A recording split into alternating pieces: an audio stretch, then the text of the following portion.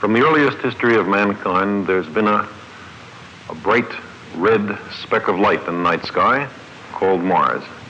For the last few hundred years, we've known that it's a planet, a place more or less like our own, a world in its own right. But a detailed knowledge of what Mars is like had to await the mission of Mariner 9, an unmanned spacecraft which went into orbit around the planet Mars in late 1971 and worked for almost a year.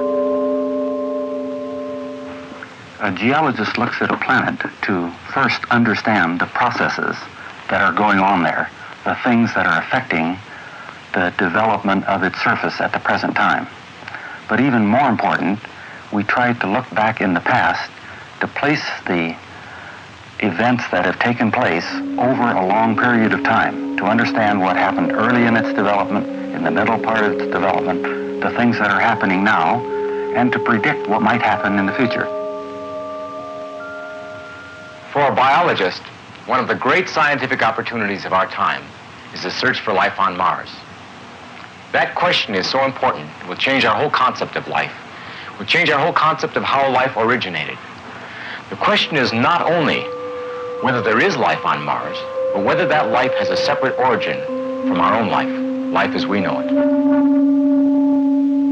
When Mariner 9 was placed into an orbit around Mars, it saw a planet one-half the size of Earth, blanketed by a gigantic dust storm. For almost 2 months, scientists could see only blurred pictures of the top of the storm, or the ice and snow of the South Pole shining dimly through the dust, and several dark spots, apparently mountain peaks protruding up through the storm. And then the great clouds of dust receded, and the long weeks of frustration ended with one magnificent and exciting word: volcanoes.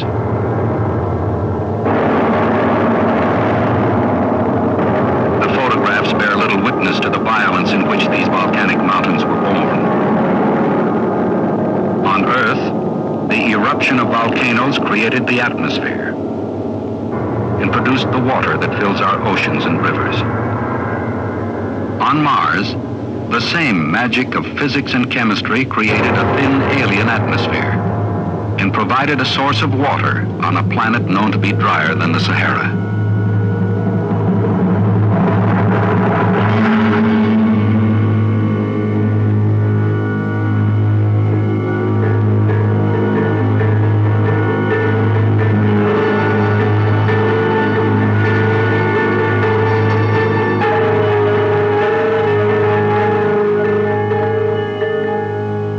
The exploration of Mars by early mariners photographed about 10% of the surface in brief encounters as they flew past the planet. But it is Mariner 9 that explores all of Mars and reveals a planet beyond speculation. The intricate spacecraft, operating at a distance of over 100 million miles, is commanded by a complex system of men and machines on Earth. 6 mission experiments yield results that can be woven into a total picture of a planet. As the spacecraft orbits Mars, the density of the atmosphere is measured by radio waves as they pass through the atmosphere on their way to Earth. The thin Martian clouds are scanned in the infrared to determine if they are carbon dioxide or water. An infrared instrument continually measures the changes in surface temperatures, ranging from minus 150 degrees Fahrenheit on the night side to as high as 70 degrees at noon on the equator. The height of mountains, the depth of canyons, and the gases in the Martian atmosphere are measured by invisible radiation in the ultraviolet and infrared wavelengths. Analysis of subtle changes in the orbit of Mariner reveals that Mars has an odd bulging shape, and this shape is a new clue to its internal structure. 2 television cameras photograph and map the surface of Mars. In nearly a year of operation, they transmit more than 7,000 photographs. Of these, over 1,500 are specifically taken to ensure that the entire Martian surface will be mapped.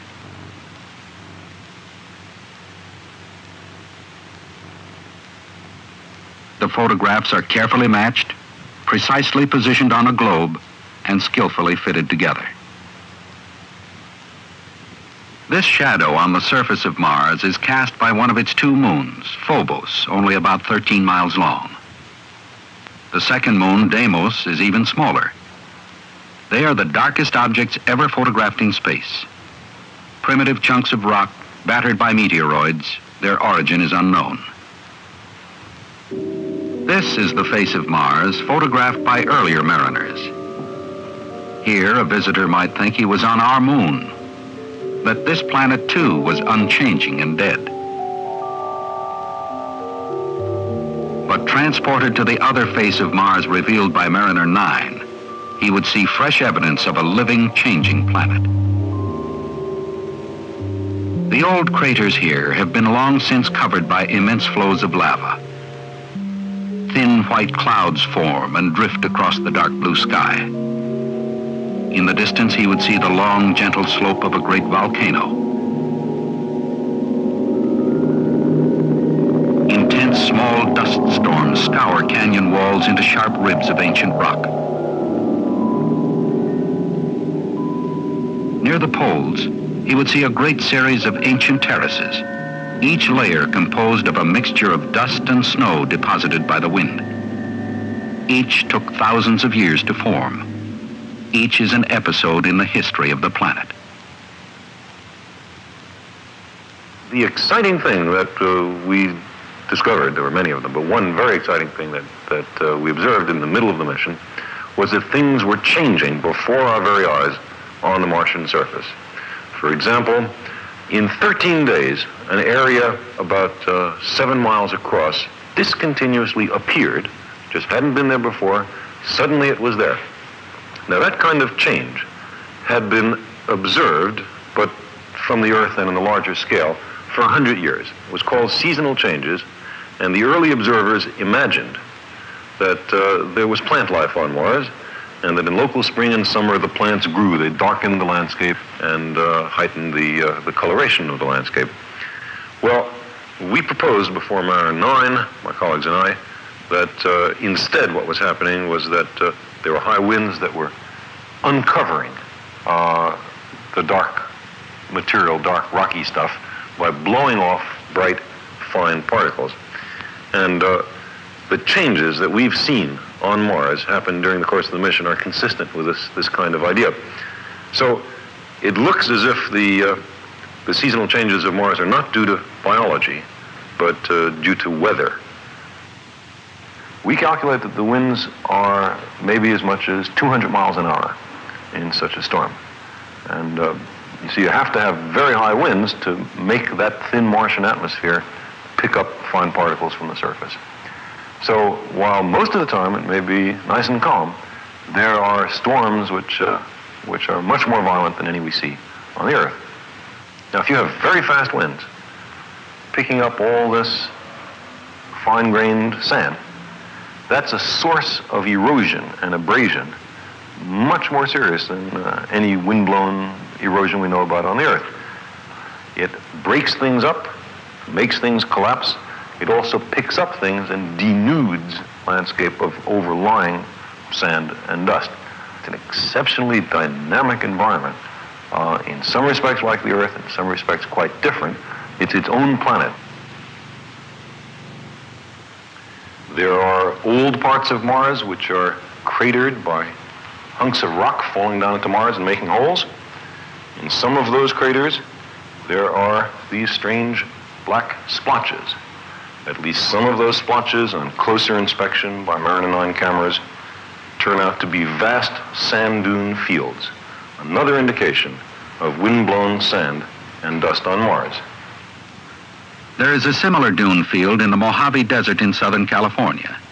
That is, the overall form of the two fields and the height and spacing of the larger dunes are alike. However, the complex pattern that we see here shows that the wind directions change frequently. On Mars, the wave pattern indicates a consistent wind direction. Here is an astounding feature which no one expected on Mars. An enormous rift valley almost 3,000 miles long, comparable to the largest such feature on the Earth, a sign of great geological activity. In this model, the flat surface of a large Martian plateau is cut by the Great Rift. A smooth sloping ravine drops abruptly to the bottom of the canyon 4 miles below.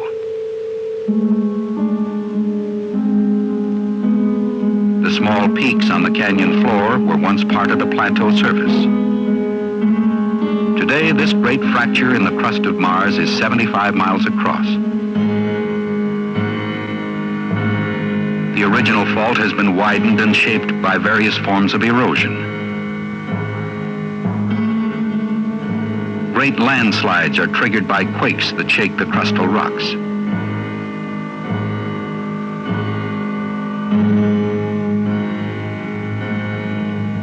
Wind-blown dust strips the receding canyon walls.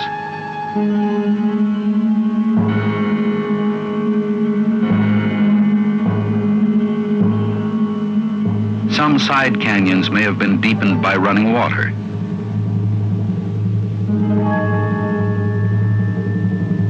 Melting of underground ice, followed by slumping of walls, further erodes the great fault.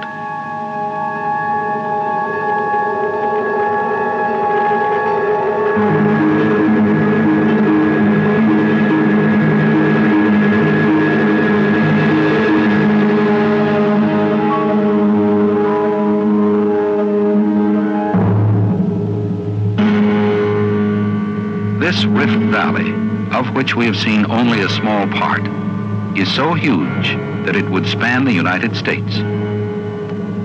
And the Grand Canyon of Arizona would fit inside one of the smaller tributaries. And as another and even more spectacular sign of geological activity on Mars is this enormous volcano, hundreds of miles across. It's the largest volcano in the solar system so far as we know. It's a young object because it doesn't have very many impact craters in it, meaning that geological activity on Mars has been occurring in very recent times. This is a model of the volcano. Its base measures 370 miles across, and the peak stands 15 miles above the plain.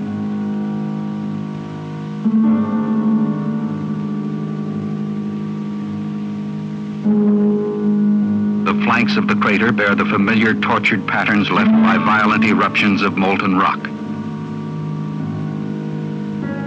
The walls drop steeply to a scarred, blackened floor. Frozen lava lakes mark with rough circles where the interior fires of the planet forced their way to the surface and built a mountain. This is where the atmosphere of a planet is born, in searing heat that transforms solid primitive rock into thin vapors. Today, the crater looks dead, frozen into a rigid page in a textbook on the evolution of a planet. This is not an old volcano. To a geologist, it is young, and no one can say if it is alive or dead. In this volcanic field near Flagstaff, Arizona, there are hundreds of volcanic vents, some as old as 2 million years. The youngest of these, Sunset Crater, is similar to the small volcanoes we see on Mars. And the lava flows are the same as those we see on the flanks of the larger volcanoes. I'm standing beside the basaltic lava flow that comes out of Sunset Crater, and the great jumble of blocks that you see here are caused by the fact that the lava comes out as a liquid, but it chills on the outside, and the interior of the flow keeps moving, and it breaks up the outer edge into this great mass of jumbled blocks. It's very similar in size and form to the lava flows that we see on Nix Olympica on Mars. In many Mars photographs, we see long, sinuous ridges that go across the great lava plains. We're sitting on a feature that's very much like those. We think the way this feature formed is that the still liquid lava down in the center of the flow keeps exerting pressure. It lifts the top up, finally breaks it, and then squeezes out through the frozen crust. And here is something which no one guessed would exist on Mars at all. This is one of hundreds of little channels. This is actually not so little. This is a few hundred miles long. Channels which look for all the world as if they've been cut by running water. Here's a close-up of the inside of one of those channels, and it has the characteristic patterns of terrestrial stream beds. But the trouble is there isn't any liquid water on Mars. The pressure on Mars is so small that it can't keep a lid on liquid water. If this is due to running water on Mars, it must have been made at a time when the Martian climate was very different from what it is today, at a time when Mars had much more Earth-like conditions. This is a model of a section of a 3-mile wide channel north of the Martian equator that seems to be formed by a broad flow of liquid water. It is similar to drainage channels on Earth that are fed by rainfall. Parts of this channel also show evidence of wind erosion and softening of contours.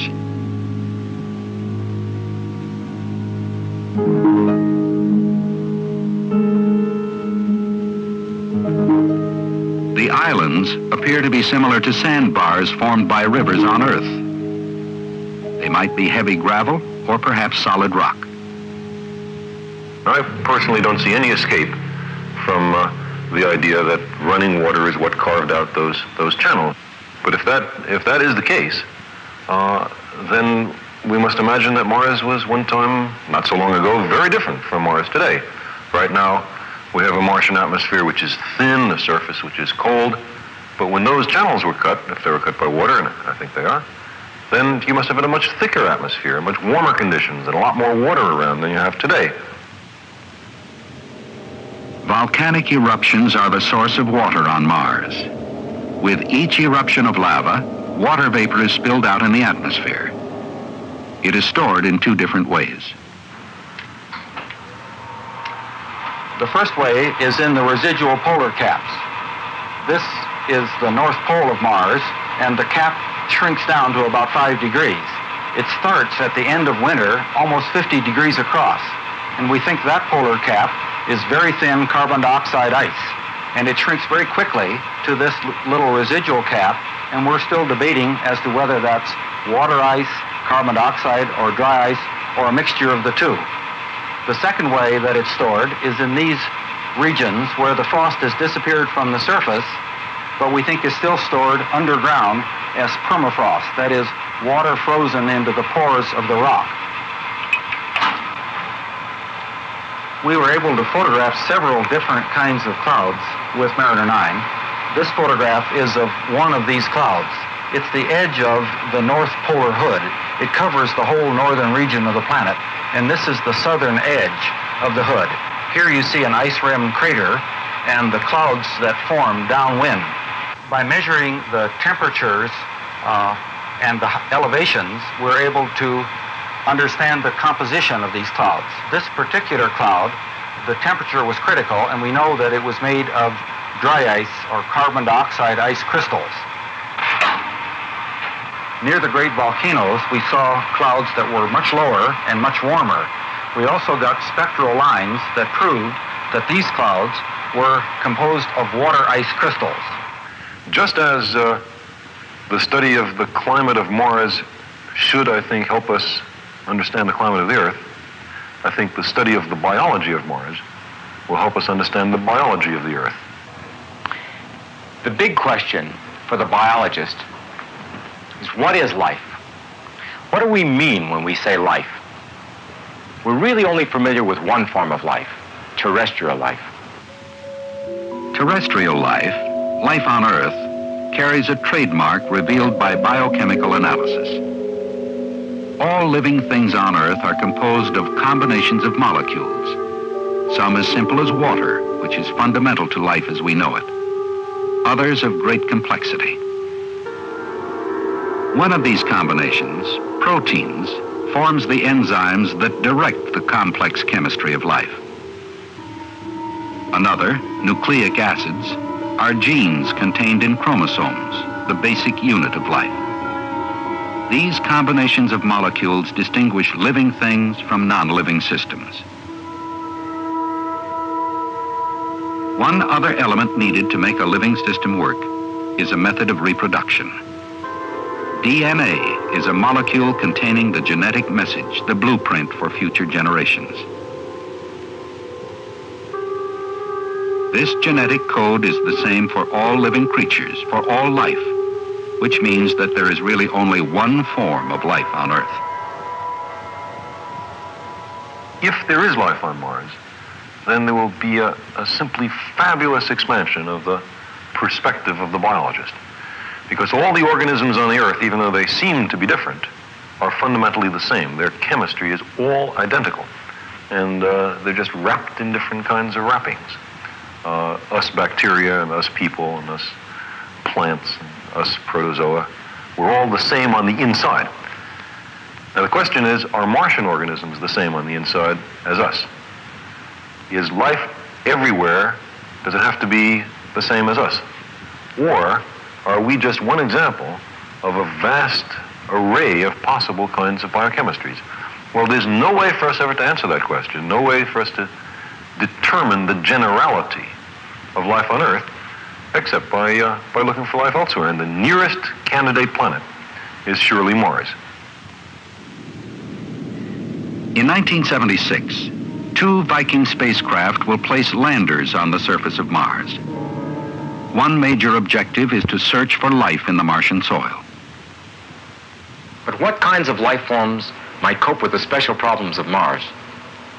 The Mars atmosphere allows deadly ultraviolet radiation from the sun to penetrate to the surface. Life forms on Mars may have silica shells to protect them against the radiation.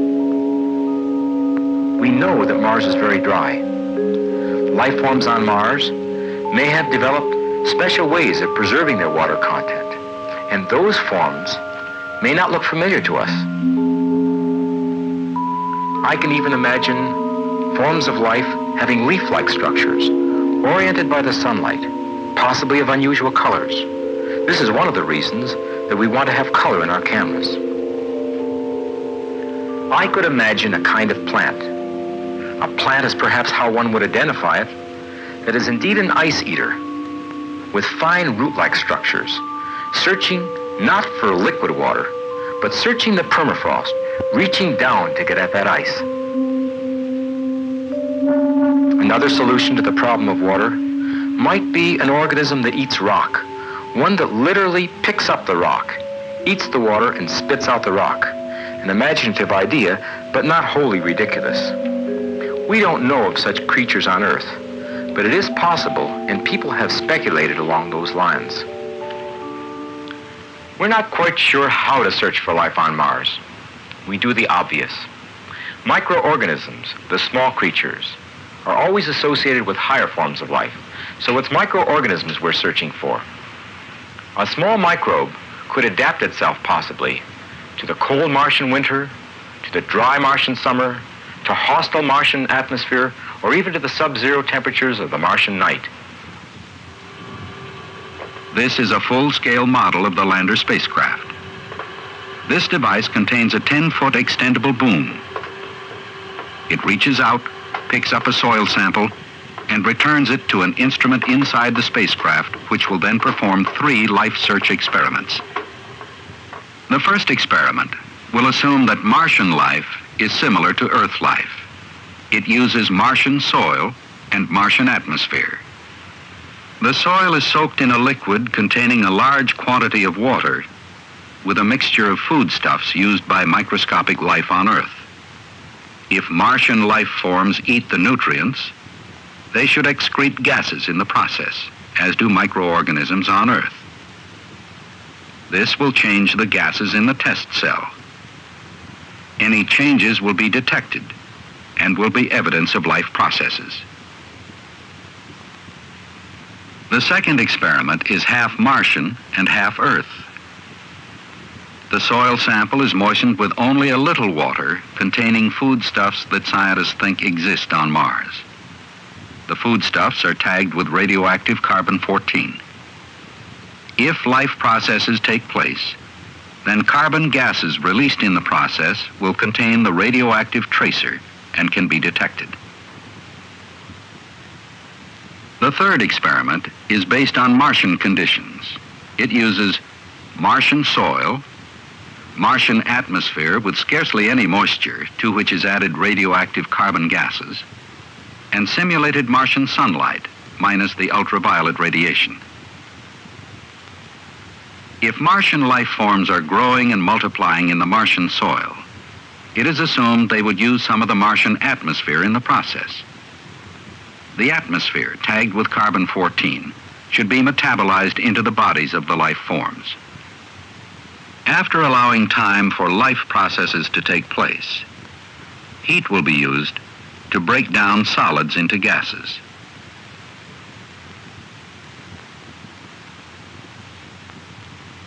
Detection of carbon-14 in those gases will be evidence of a life process.